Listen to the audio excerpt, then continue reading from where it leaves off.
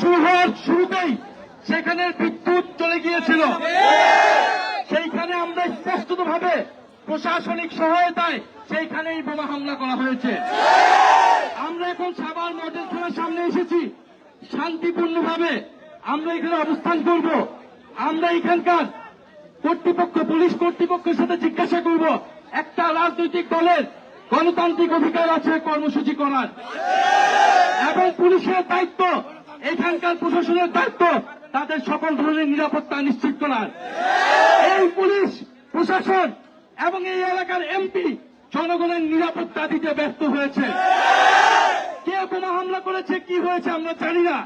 আমরা জানি এটার দায় হচ্ছে প্রশাসনের এবং কর্তৃপক্ষের। তাহলে আমরা তার কাছে জবাবদিহিতা চাবো যে কেন সে নিরাপত্তা দিতে ব্যর্থ হয়েছে, সে কি কি পদক্ষেপ নিয়েছিল, কারা বোমা হামলা করলো, কেন তাদের চোখ ফাঁকি দিয়ে কিভাবে সেখানে বোমা হামলা করার সুযোগ পেল সন্ত্রাসীরা। আমরা জানি এই এলাকায় কারা ফ্যাসিস্ট আওয়ামী লীগের নেতাকর্মী সন্ত্রাসীদেরকে পুনর্বাসনের সাথে জড়িত। আমরা জানি কারা চাঁদাবাজি, সন্ত্রাস, দুর্নীতি, মাদক কারবারির সাথে জড়িত। প্রিয় এলাকাবাসী, আমরা শান্তিপূর্ণভাবে জনগণের পক্ষে কথা বলতে চাই। জুলাই গণঅভ্যুত্থান আমাদেরকে শিখিয়েছে জবাবদিহিতা নিশ্চিত করা।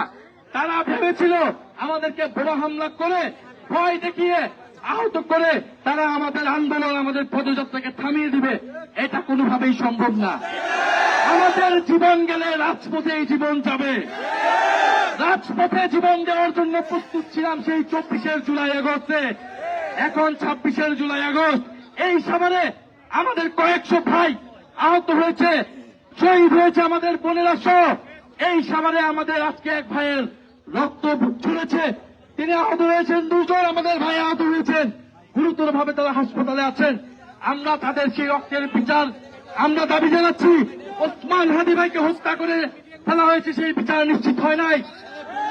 আমরা তারেক রহমান এবং এই সরকার, তারেক রহমান এবং তার স্বরাষ্ট্রমন্ত্রী সালাউদ্দিন আহমেদ, তারা কি আইন শৃঙ্খলা, কি নিরাপত্তা নিশ্চিত করতে চায়, এটা বাংলাদেশের জনগণ আজকে দেখেছে।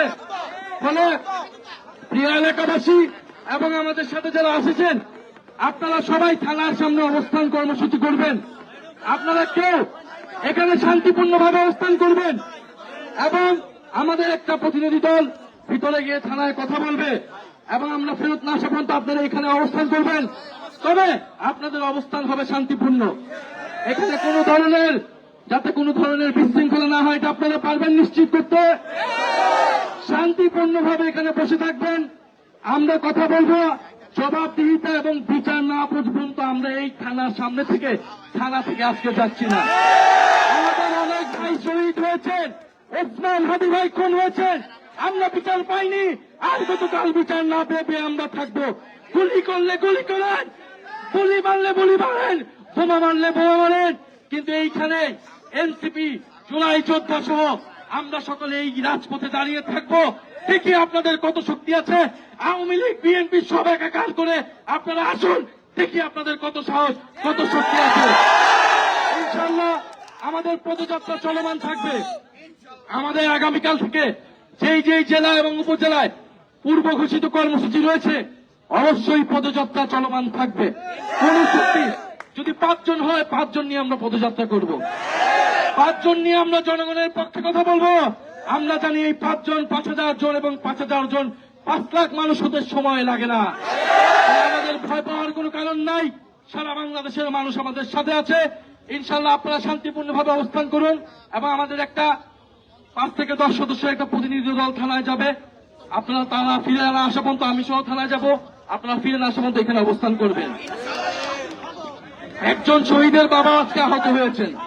ইনকিলাব ইনকিলাব, জনতা জনতা, ইয়া প্রশ্ন সংগ্রাম, দিয়েছি তো রক্ত, ইয়ারও দেব রক্ত, সাভারে বোমা কেন, তারেক রহমান জবাব দাও, বোমা দিয়ে হামলা কেন, বোমা মানে আন্দোলন, হামলা করে এই আন্দোলন, অ্যাকশন টু অ্যাকশন, সন্ত্রাসীদের বিরুদ্ধে, বোমাবাজের বিরুদ্ধে,